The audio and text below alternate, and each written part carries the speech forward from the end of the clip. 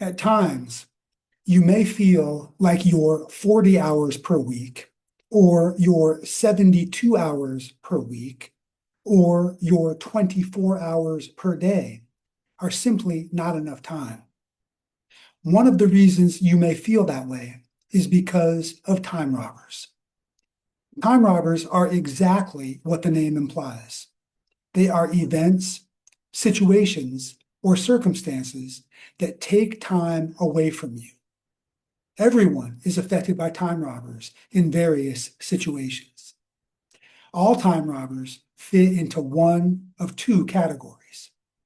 The first category is time robbers over which you have control, such as social media, unreal time estimates, unwillingness to say no, lack of self-discipline, or a negative attitude. The second category is time robbers over which you have no control, such as meetings, equipment failure, waiting for answers, lack of procedures, or mistakes of others.